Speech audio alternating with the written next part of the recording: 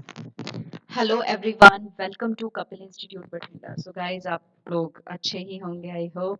सो आज की वीडियो के अंदर हम लोग शुरू करने जा रहे हैं अपने करंट अफेयर्स। तो देखते हैं सभी क्या क्या इम्पोर्टेंट करंट अफेयर्स आज हमारे पास आते हैं। तो सबसे पहला करंट अफेयर है आज की क्लास का, ग्रीवियंस रिड्रेसल इंडेक्स के बारे में। एक सेकेंड, बस मैं कलर चेंज कर लूँ इंक का। And okay.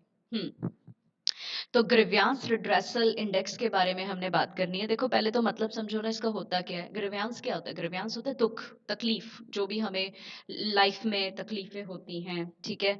किसी को किसी तरीके की तकलीफ है, ठीक है। अब यहाँ पे हम अपनी पर्सनल तकलीफों की बात नहीं कर रहे हैं, ठीक है।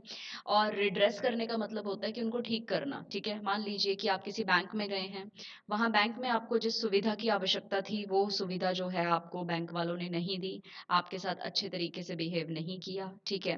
तो ये सब क्या है? आपके एक तरीके से ग्रीवियंसेस हैं, आपके दुख हैं। इन दुखों को आप लोग रजिस्टर कर सकते हैं, ठीक है। बता सकते हैं कि जी हमको वहां पे ऐसा अच्छा सलूक नहीं मिला, जो कि हमारा एक कंज्यूमर राइट है, एक अधिकार है।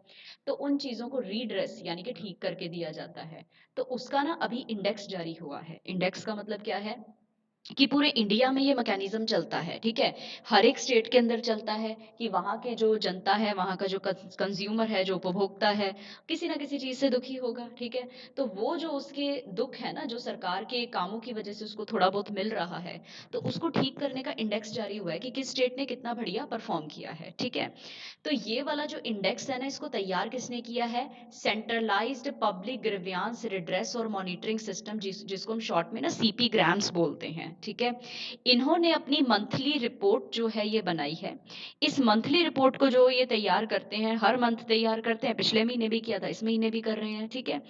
तो इस मंथ में जो इन्होंने रिपोर्ट बनाई है, उसको रिलीज करने का काम किया है डिपार्टमेंट ऑफ एडमिनिस्ट्रेटिव रिफॉर्म्स और पब्लिक ग्रीवियंसेस, DARPG के द्वारा, जो कि पर्सनल मिनिस्ट्री के अंडर आती है हमारे पास, ठीक है जी। तो इन्होंने रिलीज किया है और सीपी ग्राम्स ने इसको बनाया है। वैसे आपके लिए बेसिकली एग्जाम में यही सवाल आता है कि किसने इस रिपोर्ट को तैयार किया है, तो आपने ना सीपी ग्राम्स का आंसर अपना ध्यान में रखना है, ठीक है जी। अब हमारे पास पॉइंट आता है कि सो अगला पॉइंट हमारे पास आता है कि फाइंडिंग्स क्या है। अगर हम बात करते हैं नॉर्थ ईस्टर्न स्टेट्स की, यानी कि कुछ ऐसे एरियाज जो हमारे भारत के नॉर्थ ईस्ट के अंदर लाई करते हैं, तो नॉर्थ ईस्ट में से देखिए टॉप किसने किया है? टॉप किया है हमारे पास असम ने, सिक्किम ने। और सेकंड नंबर पे आया है असम, और थर्ड नंबर पे आया है अरुणाचल प्रदेश। तो याद रखना है, टॉप थ्री याद रख लिया करो बस किसी भी इंडेक्स में ना। चाहे आप इंडिया का कर रहे हो, चाहे आप पूरे मतलब स्टेट्स का कर रहे हो, या वर्ल्ड में किसी का कर रहे हो ना, तो आप हमेशा टॉप थ्री याद रखा करो। जैसे कि अभी यूनियन टेरिटरी है, आपको पेपर में अगर बाई चांस सवाल आ जाए कि यूनियन टेरिटरी में से किसने टॉप किया, तो लक्षद्वीप ने किया। Andaman and Nicobar second number पे है, लद्दाख तीसरे नंबर पे है। यानी कि लोगों के जो कंज्यूमर्स हैं, उपभोक्ता हैं, उनके दुखों को कम करने के लिए इन्होंने जो भी मेजर्स लगाए हैं, जो भी स्कीम्स इन्होंने लगाई हैं, उसमें ये लोग आगे हैं। और बड़ी स्टेट्स के मामले में बात करते हैं तो हम उत्तर प्रदेश टॉप पे चल रहा है, झारखंड आ रहा है, मध्य प्रदेश आ रहा है, ठीक है जी। तो ये टॉप थ्री स्टेट्स हैं। हर एक एरिया के अंदर या हर एक जगह के अंदर, यूनियन टेरिटरी के संदर्भ में पूछा जाए, नॉर्थ ईस्ट में पूछा जाए, स्टेट्स में पूछा जाए, तो ये आप लोगों ने बताना है, ठीक है जी।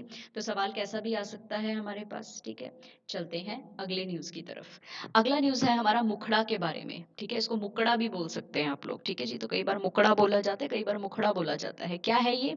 जैसा कि आप एक पिक्चर देख पा रहे हैं, ये एक गांव है, एक विलेज है, ठीक है। और ये विलेज किधर है? तेलंगाना में। भाषा से समझ ही गए होंगे, यहाँ पे तेलुगु लिखी हुई है। सो तेलंगाना में। सो तेलंगाना में एक गांव है बेटा, जिसका नाम है मुखड़ा। इसको मुखड़ा भी कह सकते हैं आप लोग। ये एक विलेज है जो कि पहला हैबिटेशन स्टेट, मतलब पहला ऐसा विलेज बन गया है तेलंगाना के अंदर, जो कि 100% इंश्योर्ड हो चुका है। अच्छा, यहाँ पे ना एक एम्बिगिटी का पॉइंट क्रिएट होता है। 100% इंश्योर्ड हो गया, इसका ये मतलब नहीं है कि भाई इंश्योरेंस कराई होगी इन्होंने, बीमा करा लिया होगा सबने।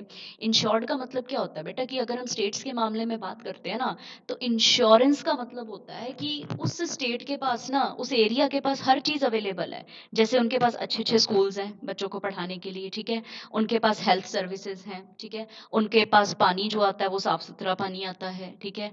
उनका सफाई वगैरह जो है बहुत बढ़िया रहती है, सफाई कार्यक्रम बहुत बढ़िया चलता है, टॉयलेट्स बने हुए हैं, ऐसा नहीं है कि खुले में शौच करते हैं, ठीक है जी, तो ओपन डेफिकेशन सिस्टम नहीं है, ठीक है। तो ऐसी सारी चीजें जो हैं जहाँ पे हो जाती है ना कि सब कुछ हो रहा है, गैस सप्लाई भी हो रही है ना, सारी चीजें मिल रही हैं, फर्टिलाइजर सब कुछ मिल रहा है ना, तो उस चीज को हम 100% इंश्योर्ड कहते हैं कि यानी कि यहाँ पे हमें किसी चीज की कमी नहीं है, ठीक है। तो तेलंगाना में ये पहला गांव है जो इस लेवल पे पहुंच चुका है। तो देखें हम लोग कि मुखड़ा को कौन से अवार्ड मिले पड़े हैं। तो राष्ट्र सबसे सबसे पहला इसको राष्ट्रीय स्तर का ग्राम ऊर्जा स्वराज अवार्ड मिला, जिसे हम लोग नेशनल लेवल अवार्ड कहते हैं एक तरीके से, मतलब इंडिया लेवल का अवार्ड है ये, ग्राम ऊर्जा स्वराज विशेष अवार्ड, ठीक है। ऊर्जा का मतलब क्या होता है, बिजली, ठीक है। तो गांव में, पूरे गांव में देखो बिजली भी है, पावर सप्लाई भी जा रहा है, ठीक है। स्वच्छ सुजल शक्ति सम्मान अवार्ड भी मिला है इनको, यानी कि कितना अच्छा इन्होंने जल, सुजल मतलब होता है अच्छा जल, साफ सुथरा पानी जो है पीने के लिए इनके पास है, तो उसके लिए भी अवार्ड लेके बैठे हैं, ठीक है। दीन दयाल उपाध्याय पंचायत सशक्तिकरण पुरस्कार, यानी कि पंचायत को भी अच्छा इन्होंने वेल मेंटेन किया हुआ है, पंचायत में भी बहुत बढ़िया लेवल इनके चलता है, तो उसके लिए दीन दयाल उपाध्याय पंचायत सशक्तिकरण पुरस्कार मिला हुआ है। स्वच्छ सर्वेक्षण अवार्ड भी 2020 में इनको मिला था। स्वच्छ सर्वेक्षण क्या होता है बेटा, स्वच्छ भारत मिशन में क्या होता है ना कि एक तरीके से हम लोग सर्वे करते हैं कि हम लोगों ने मिशन चला लिया, ठीक है, स्वच्छ भारत मिशन चला लिया, ठीक है, और इसका फिर हम हर साल क्या करते हैं ना, सर्वे करते हैं कि फलाने एरिया के अंदर कितना बढ़िया तरीके से काम किया है। तो स्वच्छ भारत अभियान में देखो साफ सफाई, टॉयलेट का निर्माण करना, है ना, ये सारी चीजें आती हैं। तो इसके सर्वेक्षण के अंदर भी इनको 2020 में अवार्ड मिला है कि भाई जी इन्होंने सर्वेक्षण में जो है टॉप मार के दिखाया है, इनका तो बहुत बढ़िया सिस्टम है, ठीक है, बहुत बढ़िया तरीके से इन्होंने स्वच्छता अभियान को चला रखा है, ठीक है। तो इस गांव के पास अगर हम आधुनिक तरीके से बात करें तो देखिए roof top solar power grids हैं, यानी कि इनके घर की जो छतें हैं ना, छत के ऊपर सोलर पावर पैनल लगे हुए हैं, जहां से इनकी बिजली का उत्पादन भी हो जाता है, देखो, ठीक है। वर्मी कंपोस्ट जो फर्टिलाइजर्स हैं इनको बना के, यानी कि ऑर्गेनिक फर्टिलाइजर्स बना के ना, जिसके अंदर हम लोग अर्थ वॉर्म्स का इस्तेमाल करते हैं, जिसको आप लोग जो है वो गिंडोए बोलते होंगे, है ना। अर्थ वॉर्म्स जो हैं उनका इस्तेमाल करके जो है क्या बनाया जाता है, हमारे पास कंपोस्ट खाद तैयार की जाती है। तो ऐसी जो खाद है, इनको फर्टिलाइजर जो है वो भी मिल रहे हैं, ठीक है जी। उनको उनको बना बना के, उनको बेच बेच के लोग रेवेन्यू जो है वो कलेक्शन कर रहे हैं, रेवेन्यू कमा रहे हैं, ठीक है। ओपन डेफिकेशन फ्री इनको टैग मिल गया है, ठीक है जी, क्योंकि इन्होंने सारे घरों में टॉयलेट्स कंस्ट्रक्ट करवा दिए, टॉयलेट बनवा दिए, ठीक है। और ओपन स्पेसेस, जैसा आपने पहली फोटो में देखा था, इन्होंने 1 लाख जो है पौधे उगाए हैं, ठीक है जी। तो पहली पिक्चर में हमने देखा था ना कितना हरा भरा है, जितनी इनके पास ओपन स्पेसेस बची हैं वहां पे सारी जगह इन्होंने क्या कर रखा है, बहुत बढ़िया तरीके से प्लांट्स को उगा रखा है, ठीक है जी। तो ये वाला पॉइंट इनके लिए अच्छा है, याद रखना है। तो मुखड़ा के बारे में काफी सारे पॉइंट्स है ना पढ़ने के लिए, तो बढ़िया तरीके से याद रखना है कि 100% इंश्योर्ड विलेज है ये हमारे तेलंगाना का, ठीक है जी। चलते हैं अगले न्यूज की तरफ। Excuse me. हाँ जी, अगला न्यूज बेटा किस चीज के बारे में है, ऑटोमेटेड एक्सटर्नल डिफिब्रिलेटर्स के बारे में है। ये क्या होता है, देखिए कभी कभी क्या होता है ना, भगवान ना करे, खुदा ना खास्ता किसी के साथ ऐसा हो, अचानक से ना लोगों को चलते चलते भी ना हार्ट अटैक आ जाता है। लेकिन जो अटैक होता है ना वो एकदम से आता तो है, लेकिन उस प्रतिक्रिया से नहीं आता कि हम उसको, बंदे को बचा ना सकें, ठीक है। तो क्या होता है, जैसे मान लीजिए किसी बंदे को अटैक आया और वो एकदम से जो है नीचे गिर गया, फर्श पे गिर गया, तो हम उठा के उसको फटाफट हॉस्पिटलाइज करते हैं। कई बार क्या होता है, रास्ते में ट्रैफिक इतना होता है कि ट्रैफिक के टाइम में उसका हॉस्पिटल पहुंच पाना मुश्किल नहीं हो पाता, और उसका जो कीमती समय होता है, जब उसको मतलब ज़रूरत होती है इलाज की, तब वो इस दुनिया से चला जाता है तब तक, ठीक है। एम्बुलेंस में ये सारा सिस्टम फिट होता है कि उसको बचाया जा सकता है हॉस्पिटल तक तो कम से कम। लेकिन बात ये है कि भाई जी अगर ट्रैफिक बहुत ज़्यादा है तो एम्बुलेंस भी नहीं पहुंच पाएगी ना, तो सीधी सी बात है, ठीक है। तो ऐसी कंडीशंस के अंदर ना क्या होता है, हमारे पास अगर एक डिवाइस हो, ठीक है, एक ऐसी डिवाइस हो जिसके अंदर डिफिब्रिलेटर्स लगे हों, मतलब क्या होता है, इसको ना देखो, ये जैसे इस बंदा है ना, ये बंदा, इस बंदे के दिल के पास जो है मशीन फिट की हुई है, इसने एकदम से क्या करना है ना, बिजली का झटका देना है, ठीक है। इसको आप शॉक ट्रीटमेंट भी कह सकते हो, ठीक है, एक तरीके से शॉक देना है, बिजली का झटका देना है, ठीक है। तो ये जो बिजली का झटका इस बंदे को लगेगा ना, इसकी वजह से जो इसकी हार्ट की जो नाड़ियां ब्लॉक हो गई ना, अचानक से इसका खून वहां जाना रुक गया, ठीक है, तो वो अटैक की स्थिति है, तो वो एकदम से थोड़ा सा चल पड़ेगा, जिसकी वजह से वो जो अटैक है ना थोड़ा सा कंट्रोल कंट्रोल में आ जाएगा, तब तक हम हॉस्पिटलाइज कर सकते हैं बंदे को, ताकि डॉक्टर जो है उसको केयर दे। ठीक है जी। अभी ऐसा सिस्टम आजकल जो है ना इसके द्वारा किया गया है, मशीन लगवा रहे हैं। ठीक है, तो अभी न्यूज़ क्या है ये हम ज़रूर डिस्कस करेंगे, लेकिन इससे पहले क्या मशीन के अलावा और कोई ऑप्शन नहीं है? बिल्कुल है जी। मशीन के अलावा एक ऑप्शन है जिसको हम सीपीआर कहते हैं। ठीक है, सीपीआर ना मैनुअली दिया जाता है, मैं आपको दिखाती हूँ किस तरीके से। ये देखिए, ये देखिए, इस तरीके से यहाँ पे एक डमी के ऊपर एक्सपेरिमेंट करके दिखाया जा रहा है। इस तरीके से सीपीआर आपने फिल्मों में देते हुए देखा होगा, सीरियल्स में देखा होगा आप लोगों ने, कि भी कोई बंदा ऐसी हालत में है तो उसको इस तरीके से मैनुअली सीपीआर दिया जाता है, जिससे कि उसकी ब्लॉकेज जो है उसको रिमूव किया जाए। तो ये आप मैनुअली दे रहे हैं, अदरवाइज जो मशीन वाला है वो करंट के झटके से होता है। ठीक है जी। तो वापस आते हैं कि आखिर न्यूज़ क्या है हमारे पास, न्यूज़ को तो पढ़ लें हम लोग। तो न्यूज़ ये है जनाब कि ऑटोमेटेड एक्सटर्नल फिब्रिलेटर्स है ना, जो ये उत्तर प्रदेश के जो हमारे चीफ मिनिस्टर हैं योगी आदित्यनाथ, उन्होंने कहा है कि जितने भी हमारे पास मतलब गवर्नमेंट ऑफिसेज हैं, मॉल्स हैं, पब्लिक प्लेसेस हैं, उन सब में ना ऐसी जो मशीन्स है ना उसको इंस्टॉल किया जाए। ठीक है, ताकि अगर कोई भी इंसान वहां पे इस तरीके से सिचुएशन के अंदर आ जाए तो उसको एक फर्स्ट एड मिल जाए ताकि हॉस्पिटल पहुंचने तक। ठीक है, तो जितनी भी गवर्नमेंट बिल्डिंग्स है वहां पे, मॉल्स वगैरह में, पब्लिक प्लेसेस हो गए ना मॉल्स वगैरह, उत्तर प्रदेश के सेक्रेटेरिएट यानी कि सचिवालय के अंदर भी जो है इसको लगाना है। ठीक है, तो इससे क्या होता है, एक तरीके से ना बंदे को फर्स्ट एड मिल जाती है in case of cardiac arrest. Cardiac arrest क्या होता है? हार्ट अटैक से आने वाली पहली सिचुएशन, जिसमें खून की नाड़ियां जो है वो ब्लॉक हो जाती हैं, जो खून दिल के पास पहुंच ही नहीं पाता। ठीक है, तो उस ब्लॉकेज को रोक लेते हैं, उसको खोल देती है मशीन एक तरीके से, ताकि बंदा जो है हॉस्पिटल पहुंच सके, इतना टाइम उसके पास हो। ठीक है जी। तो ये क्या होते हैं डिफिब्रिलेटर्स? जैसा कि हमने डिस्कस किया बेटा, ये बंदे के ना हार्ट के पास लगाया जाता है। ठीक है, एक इमीडिएट शॉक दिया जाता है जिसकी वजह से जो उसके मतलब नाड़ियां होती हैं ना वो खुल जाती हैं, तो खून का बहाव उसमें से चला जाता है। तो पेशेंट जो है उसको नियर बाय हॉस्पिटल में मेडिकल ट्रीटमेंट में जब तक पहुंचाना है ना, तब तक ये चीज़ बंदे की ज़िंदगी बचा सकती है। तो एक प्रीशियस टाइम जो बंदे का होता है ना लाइफ का, वो बच जाता है। ठीक है जी। सो ये मेडिकल इंटरवेंशन जो है ये सीपीआर से ज़्यादा अच्छी साबित होती है, जो कि जैसा कि हमने देखा मैनुअली जो है वो किया जाता है। तो सीपीआर हम ऑलरेडी देख चुके हैं किस तरीके से दिया जाता है। ठीक है, अभी कार्डियक अरेस्ट के बारे में थोड़ी सी हम बात करते हैं। तो एकदम से क्या होता है ना, अगर कार्डियक अरेस्ट हो जाता है ना, तो उसकी वजह से हार्ट बीट्स जो है एकदम से रुक जाती हैं, दिल की धड़कनें रुक जाती हैं, जिसकी वजह से हमारे इंडिया में अप्रोक्सीमेटली हर साल 7 लाख लोगों की मृत्यु हो जाती है। ठीक है, तो यार ये 7 लाख लोग में से भी अगर 5 लाख भी बचा लिए कोई ऐसी टेक्निक लगा के, तो यार बेनिफिट ही है ना अपना। ठीक है जी। सो इसलिए याद रखना है कि ऐसा कुछ योगी आदित्यनाथ जो है अपने स्टेट के अंदर करवा रहे हैं। ठीक है, तो काफी अच्छा इन्होंने कंसेप्ट शुरू किया है। चलते हैं अगले न्यूज की तरफ। अगला न्यूज भी हमारा ना एक तरीके से हेल्थ से रिलेटेड ही है। ठीक है, ऑस्टियो एचआर नेट के बारे में है। ये क्या है ये बेटा पहले समझ लेते हैं, फिर इसको पढ़ लेते हैं। ऑस्टियो इंग्लिश का एक शब्द है, जो कहीं पे भी आ जाए उसका मतलब होता है बोन, यानी कि हड्डी। ठीक है, सो जैसे आप यहाँ पे देख पा रही हैं, इसका घुटना है, इसके घुटने में कुछ गैप्स वगैरह जो है वो फिल हो गए हैं, जिसको आप लोग आम भाषा में क्या बोलते हो? ग्रीस का कम हो जाना है ना। लोग कहते हैं ना कि जी गोड्डे आंचो ग्रीस कट गई जी। ठीक है जी।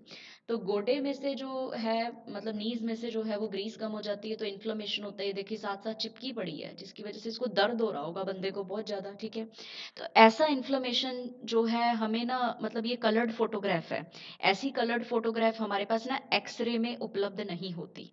इसके लिए हमको या तो सीटी स्कैन कराना पड़ता है या एमआरआई कराना पड़ता है।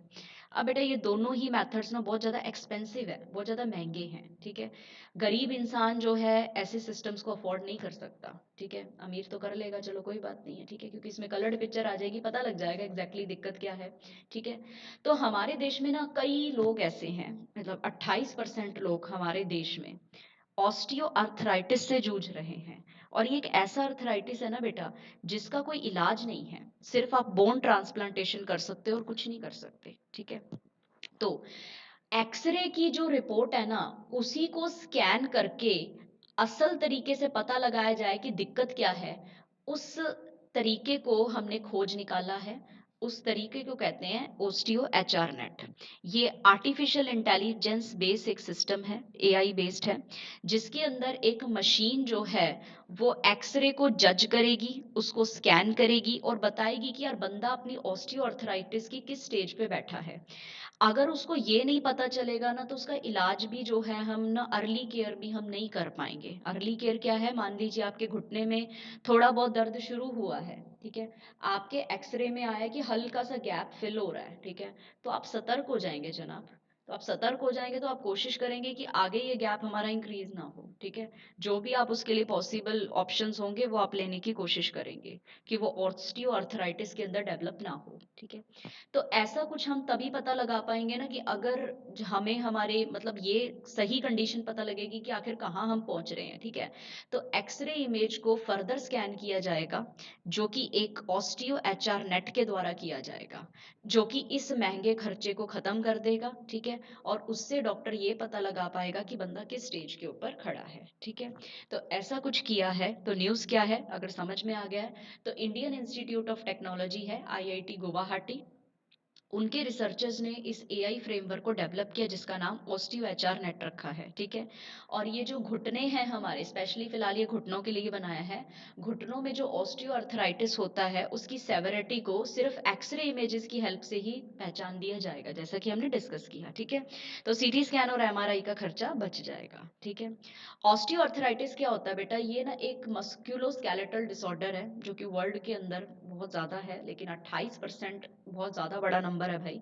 किसी भी बीमारी का 28% इंडिया में ही है, ठीक है। और इसका कोई क्योर भी नहीं है, देखो सिर्फ आप जॉइंट रिप्लेसमेंट करा सकते हो, जिसे आप कहते हो ना कि भी गोड्डे का ऑपरेशन करवाइए या गोड्डे बदलवा लिए, चेंज करवा लिया ना, उसको जॉइंट रिप्लेसमेंट कहते हैं, ठीक है। तो यही आप करवा सकते हो और उसके अलावा कुछ चांस नहीं है, ठीक है। और आपको पता है ना कि घुटने को बदलना, अब पता नहीं अब वो सक्सेसफुल रहे या नहीं रहे, आगे चल के आपको उसका बेनिफिट होगा या नहीं होगा, तो इस तरीके से जो है वो काम करते हैं, ठीक है। तो अर्ली डायग्नोसिस में कम से कम पेन मैनेजमेंट के लिए तो हम काम कर पाएंगे ना, ठीक है। और एमआरआई और सीटी स्कैन जो है वो 3D इमेज देती तो ज़रूर है, लेकिन बहुत ज़्यादा एक्सपेंसिव है और कई कई जगह पे तो अवेलेबल ही नहीं है ये प्रोसेस, ठीक है जी। तो ओस्टियोआर्थराइटिस के लिए 3D और एमआरआई और सीटी स्कैन्स कराने बहुत ज़्यादा एक्सपेंसिव हो जाते हैं बेटा, ठीक है। तो अच्छा है कि एक ऐसी डिवाइस हमारे पास बना दी है जो आर्टिफिशियल इंटेलिजेंस का इस्तेमाल करेगी और क्या करेगी, हमें पता करके दे देगी, ठीक है जी। तो आर्टिफिशियल इंटेलिजेंस आजकल इंडिया के अंदर, दुनिया के अंदर बहुत ज़्यादा फैलती जा रही है। तो बहुत धांसू कंसेप्ट है, कोशिश करना इसके बारे में अगर आप लोग कुछ एक्स्ट्रा जानकारी भी हासिल कर सके तो, ठीक है जी। अदरवाइज जो ग्रेजुएशन में बीटेक कर रहे हैं, एमटेक कर रहे हैं, उनको तो पता ही होगा, ठीक है। चलिए नेक्स्ट हमारे पास न्यूज़ है समृद्धि एक्सप्रेसवे के बारे में। देखिए एक्सप्रेसवे क्या होता है, एक तो अपने को पता है हाईवेज होते हैं, ठीक है। जब बहुत सारे हाईवेज मतलब इकट्ठा हो जाते हैं और ये एक बड़े बड़े शहरों को इस तरीके के जोड़ते हैं, देखिए सड़कें देख रहे हो आप लोग किस तरीके से इंटरकनेक्टेड है, कोई किधर से आ रही है, कोई किधर से आ रही है, सारी एक दूसरे के साथ जुड़ी पड़ी हैं, ये है एक्सप्रेसवे। अब जितना ज़्यादा नेटवर्क अच्छा बन रहा है ना, उतना ही ज़्यादा पंगा हो रहा है एक्सीडेंट्स का। तो मे बी आप लोगों ने सुना होगा कि हमारे ना कुछ दिन पहले की बात है, समृद्धि एक्सप्रेस वे जो है ना, यहाँ पे एक बहुत भयानक एक्सीडेंट हुआ था। उस एक्सीडेंट में एक बस जो है नागपुर से आ रही थी, उसका एक्सीडेंट हुआ था। उसके जैसे ही उसकी टक्कर हुई, उसका एक्सीडेंट हुआ, साथ ही साथ ना वो जल गई, ब्लास्ट हो गई, ठीक है। 25 जानें चली गई उसके अंदर, ठीक है। तो लाइफ तो बेटा एक ही बहुत इंपॉर्टेंट होती है, लेकिन वो एकदम से झुलस गई सारी की सारी बस, और 25 मौत जो है उसी समय खड़े पैर हो गई, ठीक है। जिसकी वजह से ये लोगों को ना थोड़ा सा फील हुआ कि यार ये मतलब टेक्नोलॉजी एडवांस हो रही है कि हमारी जान ले रही है, ठीक है। तो ये कोई डेथ एक्सप्रेस बन चुका है क्या ये सड़क हमारी, ठीक है।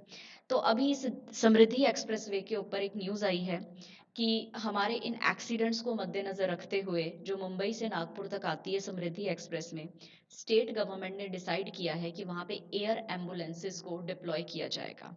एयर एम्बुलेंस क्या होते हैं, देखिए एक हेलीकॉप्टर होता है जिसके अंदर एम्बुलेंस वाला सारा जुगाड़ किया होता है, फर्स्ट एड, मेडिकल असिस्टेंस जो भी मिलती है, ठीक है, वो सारा कुछ इसमें होता है। तो एयर के ज़रिए ही इसको रेस्क्यू किया जाता है, ठीक है जी। तो मतलब कभी भी कहीं पे भी एक्सीडेंट हुआ और एक्सीडेंट स्थल के ऊपर देखो ट्रैफिक जैम हो जाता है बहुत ज़्यादा, तो ट्रैफिक के ज़रिए हम किसी एम्बुलेंस में बिठा के इसको लेके जाएंगे तो हो सकता है बंदा जो है हॉस्पिटल तक पहुंचने से पहले ही चला जाए। एक है कि यहाँ पे एक हेलीकॉप्टर आया, उसने फटाफट पेशेंट को अंदर बिठाया, एयर लिफ्ट किया और ले गया। इसको हम कहते हैं एयर एम्बुलेंस। एयर लिफ्ट में उसको क्या बेनिफिट है कि उसको किसी भी तरीके से ट्रैफिक का सामना नहीं करना पड़ेगा, और जो भी हॉस्पिटल होगा नियर बाय वहां पे उतार देंगे उसको और फटाफट जो है वो काम करवाएंगे। ठीक है। अभी देखो, ऐसा कुछ करने के लिए एक हवाई जहाज को आप सड़क पे उतारना चाहते हो तो उसके लिए आपको क्या करना पड़ता है, वहां पे हेलीपैड्स बनवाने पड़ते हैं। ठीक है। तो यहाँ पे गवर्नमेंट सोच रही है कि 16 हेलीपैड्स बनाएंगे। 16 हेलीपैड्स कैसे होंगे कि एक सड़क होगी, इधर एक्सप्रेस जा रही है, इधर सड़क जा रही है, लेकिन बीच में एक सड़क होगी जिसके ऊपर एच लिखा होगा। उसका मतलब है हेलीपैड है। यहाँ पे वाहन नहीं चलेंगे, यहाँ पे सिर्फ इमरजेंसी केसेस के अंदर जो हमारे एयरक्राफ्ट हैं उसकी लैंडिंग या फिर टेक ऑफ हो सकती है, एयर एम्बुलेंसेज की। ठीक है। देखिए इस तरीके से ये सड़क जा रही है, ये सड़क जा रही है, यहाँ पे लोग जा रहे हैं, लेकिन हेलीपैड के ऊपर इस सड़क पे कोई नहीं जाएगा। ठीक है। क्यों? क्योंकि ये सिर्फ हेलीकॉप्टर के लिए है। ठीक है जी, तो ध्यान में रखना है। तो 16 हेलीपैड्स गवर्नमेंट यहाँ पे निर्माण करने वाली है ताकि एयर एम्बुलेंसेज को कोई दिक्कत ना हो आने जाने में। ठीक है जी। सो ये न्यूज़ जो है हमने किया। चलते हैं अगले न्यूज़ की तरफ। अगला न्यूज़ है हमारे पास, अगेन हेल्थ से एक न्यूज़ है, गुलियन बेयर सिंड्रोम के बारे में, और इसका आउटब्रेक हो गया। आउटब्रेक का मतलब क्या है, ये फैल चुका है। कहाँ पे फैला है? पेरू में। तो पेरू में इमरजेंसी डिक्लेयर हो गई है। देखिए ये सिंड्रोम क्या होता है, ये ना एक तरीके का नर्वस सिस्टम से संबंधित प्रॉब्लम है। मैं बताती हूँ आपको, एक मिनट, क्या होता है। नर्वस सिस्टम, जैसे कि हम सब जानते हैं कि हमारा जो ब्रेन है ना वो कंट्रोल सेंटर है हमारी बॉडी का।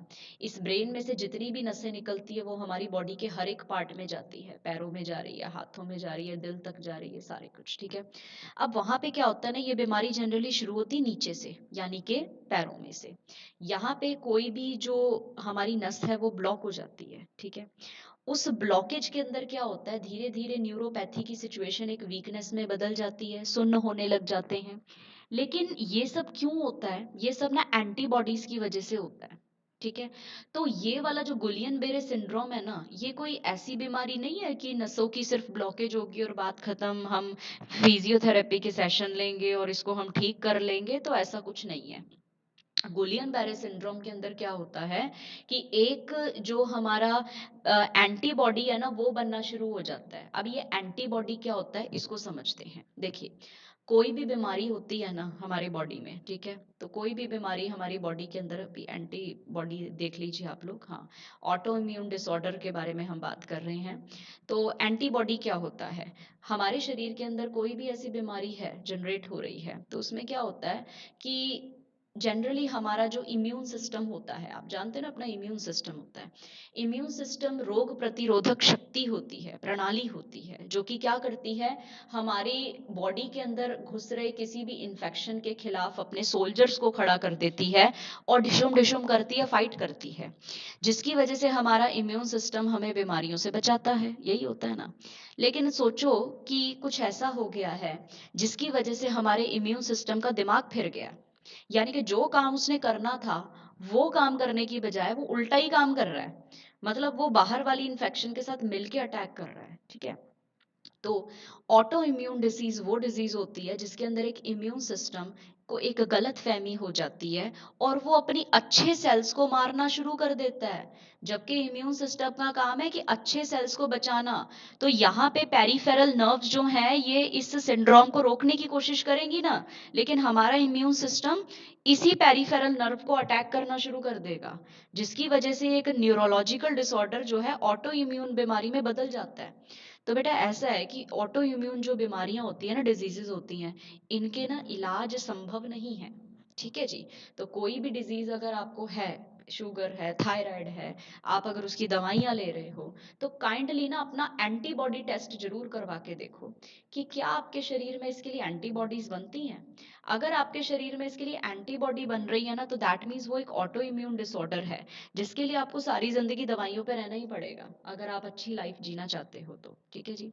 तो इस तरीके से ये गुलियन बेरे सिंड्रोम होता है। हाल ही में न्यूज़ क्या आई है कि पेरू के अंदर ना ये बहुत बुरी तरह से फैल गया है। ठीक है। तो उन्होंने तो 90 दिन की इमरजेंसी भी घोषित कर दी है वहां पे। ठीक है। और ये बहुत ही रेयर न्यूरोलॉजिकल डिसऑर्डर है। रेयर मीन्स ज्यादा लोगों को नहीं होता है। तो पूरे पेरू में से अब तक 182 केसेस आए हैं, जिसमें से 147 को तो डिस्चार्ज भी कर दिया है, ठीक हो चुके हैं। 4 लोग जो हैं वो मारे जा चुके हैं और 31 अभी भी हॉस्पिटल में हैं, ठीक है जी। तो वैसे तो ऑटो इम्यून डिसऑर्डर है, ठीक है, लेकिन फिर भी कोई ना कोई तो ट्रीटमेंट इसका निकाला ही है, तो देखते हैं क्या ट्रीटमेंट है। उससे पहले ये समझ लेते हैं कि सिम्टम्स क्या हैं। जैसे कि मसल वीकनेस है, बहुत ज़्यादा वीकनेस महसूस होना, नंबनेस, सुन्न महसूस होना, उंगलियों में, टोज में, रिस्ट में झटके से महसूस होते हैं ना कई बार कि बिजली का झटका सा लगा है, ठीक है जी, तो उसको नमनेस या सेंसेशन कहते हैं। टिंगलिंग होता है, जैसे कि वो क्या कहते हैं उसको, सुई सी चुभना, जैसे ना कि पैरों में, जैसे पैर सो जाते हैं तो वो सुई सी चुभती है छोटी छोटी सी, तो वैसा। और ये नीचे से शुरू होता है, लेग से शुरू होता है और ऊपर की तरफ आता है। और एक्सट्रीम केसेस अगर हो जाए ना तो पूरी बॉडी में पैरालिसिस भी हो जाता है, ठीक है, यानी कि पूरी बॉडी में अधरंग हो जाता है, ठीक है जी। तो इसलिए इस प्रॉब्लम को छोटा मोटा नहीं समझना। खैर, हर एक बीमारी में, कई बीमारियों में मसल वीकनेस एक सिम्टम होता है, ठीक है। तो ये मत समझ लेना कि अगर आपको किसी भी वजह से वीकनेस महसूस हो रही है या नमनेस महसूस हो रही है तो आपको यही बीमारी है, ठीक है।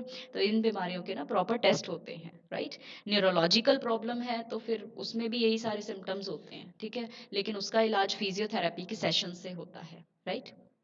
तो और भी कुछ सिम्टम्स है, जैसे फेशियल मूवमेंट, फेस हिलाने में दिक्कत आ रही है, बोलने में दिक्कत आ रही है, चबाने में, खाना खाने में दिक्कत आ रही है, हार्ट बीट एबनॉर्मल है, ब्लड प्रेशर भी सही से नहीं है, और रात को जो है बॉडी में बहुत ज़्यादा पेन होता है, सांस लेने में भी समस्या महसूस होती है। तो ये सब इसके कुछ सिम्टम्स है, लेकिन कई बीमारियों में ऐसे सेम सिम्टम्स पाए जाते हैं, तो कांट इंटर रिलेट, ठीक है जी, तो ध्यान रखना। ट्रीटमेंट क्या है? ट्रीटमेंट है intravenous immunoglobulin is the most common treatment, ठीक है। अभी क्या ट्रीटमेंट होता है, इसमें क्या होता है बेटा, किसी भी ब्लड के अंदर अगर एंटीबॉडीज बन रही हैं तो ऐसा जो ब्लड है ना उसको निकाल के, डोनेट करके, उसको निकाल के, डोनेटेड ब्लड है, उसमें से उन एंटीबॉडीज को मार के उसके बाद शरीर के अंदर दोबारा डाला जाता है। तो इंट्रावेनस का मतलब ही क्या होता है कि आप इंटरवीन कर रहे हो, मतलब एक नर्व्स का जो सिस्टम है ना, उसके अंदर से आपने कोई चीज बाहर निकाली, उसकी एंटीबॉडीज को मार दिया, खत्म किया, वापस उसको अपनी बॉडी के अंदर डाल दिया, ठीक है। तो नर्व इम्यून सिस्टम के अटैक को रोक सकता है, उसको काम कर सकता है, ये वाला तरीका। एक और तरीका है प्लाज्मा एक्सचेंज, कि जो हमारा ब्लड है ना बेटा, ब्लड में ना 66% लिक्विड होता है जिसको हम लोग प्लाज्मा बोलते हैं। तो प्लाज्मा एक्सचेंज अगर हो जाए तो बहुत बढ़िया काम है, ठीक है। तो इसके हम क्या करेंगे, जो ब्लड निकालेंगे उसको फिल्टर कर लेंगे, उसमें से एंटीबॉडीज को निकाल देंगे जो कि नर्व सिस्टम को अटैक कर रही है, ठीक है, और वापस से वही जो है प्लाज्मा हम उसके अंदर डाल देंगे, ठीक है। तो दोनों ही तरीके हैं, प्लाज्मा एक्सचेंज भी आप कर सकते हो या फिर आप पूरा का पूरा ब्लड ही एक्सचेंज कर सकते हो, ये वाला सिस्टम हो सकता है, ठीक है जी। तो ये वाला सिंड्रोम थोड़ा सा ध्यान में रखना है। साइंस के पॉइंट ऑफ व्यू से क्वेश्चन बड़ा इंपॉर्टेंट बन गया, ठीक है। और इंटरनेशनल तो है ही, क्योंकि फिर पेरू दूसरी कंट्री है ना, तो उसकी वजह से, ठीक है। अब जरा एक बार पेरू का मैप देख लीजिए, तो देखिए यहाँ पे पेरू है हमारे पास, साउथ अमेरिका की एक कंट्री है पेरू। इसके आसपास के इलाके आप देख लीजिए, जैसे कि इक्वाडोर है, कोलंबिया है, ब्राजील है, बोलीविया है, यहाँ एक लेक है टिटिकाका, ठीक है जी। और यहाँ पे पैसिफिक ओशियन, प्रशांत महासागर दिख रहा है हम लोगों को, ठीक है, ये है। कैपिटल है इसकी लीमा, करेंसी है इसकी सोल, कॉन्टिनेंट साउथ अमेरिका पड़ता है, और प्रेसिडेंट है डीना बोलॉर्ट, ठीक है जी। सो इस तरीके से हमने इसके बारे में भी थोड़ा सा जान लिया, पेरू के बारे में भी। नेक्स्ट चलते हैं हम लोग अगले न्यूज की तरफ, और अगला न्यूज है हिंदुस्तान एरोनॉटिक्स लिमिटेड से रिलेटेड। देखिए ये एक ऐसी कंपनी है हमारे देश में जो ना जेट्स बनाती है, फाइटर जेट्स बनाती है, ठीक है, फाइटर्स बनाती है, विमान बनाती है, ठीक है जी। तो एरोनॉटिक यानी कि हवाई जहाज से या फिर हेलीकॉप्टर्स या फिर फाइटर जेट से संबंधित, ठीक है। न्यूज़ में क्यों आया है कि जो हमारे डिफेंस मिनिस्टर हैं जी राजनाथ सिंह, इन्होंने क्या किया है, हिंदुस्तान एरोनॉटिक्स लिमिटेड का एक रीजनल ऑफिस कुआलालंपुर, जो कि मलेशिया की राजधानी है, ठीक है, वहां पे इन्होंने लगा दिया है, इनॉग्रेट कर दिया है, ठीक है। अब इसका बेनिफिट है कि इंडिया और मलेशिया के देखो पहले से रिलेशन काफ़ी अच्छे हैं, ठीक है, अभी और बेहतर हो जाएंगे, ठीक है, क्योंकि डिफेंस इंडस्ट्रियल कोलैबोरेशन हुआ है एक तरीके का, ठीक है। तो एक तरीके से व्यापार में उनको भी वृद्धि है, अपने को भी वृद्धि है, ठीक है। तो अपना एक ऑफिस अपन ने वहाँ पे जो है उन्होंने लगा रखे हैं। मलेशिया, वैसे ही मलेशिया की जो टेक्निक्स हैं वो हमसे थोड़ी सी वीक है, इसलिए उनको हमारी मतलब टेक्नोलॉजी में बहुत इंटरेस्ट है, जैसे कि अपना लाइट कॉम्बैट एयरक्राफ्ट है तेजस। तेजस के मामले में मलेशिया बहुत ज़्यादा मतलब सक्रिय है, वो चाहता है कि तेजस इंडिया से उसको मिले, ठीक है। तो बिल्कुल हम देंगे, लेकिन उसके लिए फिर वही है ना, वो पैसा दे, पेमेंट करे तो हम लोग उनको बना के देंगे, ठीक है। तो हर चीज़ के अंदर थोड़ा सा हम लोगों को बेनिफिट तो होना चाहिए ना, अगर हम कोई चीज़ बना रहे हैं तो। आजकल डिफेंस के मामले में हमने आत्मनिर्भर होना है, ठीक है जी। जी। सो इसी के साथ ये छोटा-सा न्यूज़ था, बस एक बार आप मलेशिया को देख लीजिए। तो दिस इज़ मलेशिया, जैसा कि आप सब लोग जानते हैं कि टापू है मलेशिया एक तरीके से, ठीक है जी। मलेशिया की कैपिटल कुआलालंपुर है, ये रही, जैसा कि हमने डिस्कस ही किया कुआलालंपुर। करेंसी यहाँ पे रिंगिट इस्तेमाल होती है, प्राइम मिनिस्टर हैं अनवर इब्राहिम, ठीक है जी। तो इनको थोड़ा-सा ध्यान में रखना है। चलते हैं अगले न्यूज़ की तरफ। अगला न्यूज़ है हमारे पास इंटरनेशनल जस्टिस डे के बारे में। देखिए, अंतर्राष्ट्रीय स्तर पे भी जो है जस्टिस का डे हम लोग मनाते हैं। 17 जुलाई 2023 को हमने सेलिब्रेट किया, ठीक है। तो एनुअली हर साल हम लोग 17 जुलाई को मनाते हैं। इस दिन को हम लोग क्यों मनाते हैं? क्योंकि इस दिन क्या है, एक ना हमारे पास जो है इंटरनेशनल क्रिमिनल कोर्ट है, बनी हुई है अंतर्राष्ट्रीय स्तर पे। ये कोर्ट क्या करती है, ये सभी देशों के और संस्थाओं में कोई भी तरीके से कोई विक्टिम है ना, उनको जस्टिस देती है। कोई वॉर से जूझ रहा है, कोई जीनोसाइड, जीनोसाइड क्या होता है, नरसंहार कर देना, ठीक है जी, नरसंहार है, टेररिज्म है, ठीक है। इस तरीके की चीजों से अगर कोई भी गुजर रहे हैं ना, तो उन विक्टिम्स, वो बेचारे कहाँ जाएं, किस देश में जाएं, ठीक है। किस देश के कानून से वो लोग मदद मांगे, क्योंकि किसी टेररिस्ट ने अटैक कर दिया तो इंटरनेशनल मामला बन गया भाई। किसी दूसरे इंसान ने आके जो है नरसंहार कर दिया, ठीक है। तो एक तरह से क्या है, वर्ल्ड लेवल का मामला है। तो ऐसे में हम अपनी सुप्रीम कोर्ट, हाई कोर्ट को बीच में नहीं डालते हैं, हम किसको डालते हैं, इंटरनेशनल क्रिमिनल कोर्ट को, अंतरराष्ट्रीय स्तर पे जो बना हुआ है, ठीक है। तो इन्होंने आज तक जितने भी मतलब अच्छे काम किए हैं उसको याद करते हुए जो है, इनके लिए हम ये दिन सेलिब्रेट कर रहे हैं, ठीक है। अब 17 तारीख की क्यों चुनी है? क्योंकि जी 17 तारीख को, जुलाई को 1998 में जब इंटरनेशनल कोर्ट, क्रिमिनल कोर्ट बनना था, तो उससे पहले ना रोम के अंदर बैठ के ना एक स्टैट्यूट, रोम स्टैट्यूट जिसको हम बोलते हैं, यानी कि एक अग्रीमेंट, या फिर आप ये कह सकते हो एक तरीके से कानून बनाया था कि हम जो है आईसीसी का निर्माण करेंगे, जो कि लोगों को हर तरीके की इनह्यूमैनिटी से बचाएगा, ठीक है जी। तो ये बहुत बढ़िया काम कर रहे हैं अपने लेवल के ऊपर। इसलिए इन लोगों को याद करते हुए, जिस दिन ये बनी थी ना संस्था, 17 जुलाई 1998 को, उसी दिन का हमने सिलेक्ट कर लिया और क्या बना लिया, हम लोगों ने इस दिन को सेलिब्रेट करना शुरू कर दिया, ठीक है जी। सो ये हमारा न्यूज़ था आज का। So thanks for watching the video. जय हिंद, जय भारत। कल मिलते हैं आपसे सेम टाइम सेम जगह अगले करंट अफेयर्स के साथ। Bye bye, take care.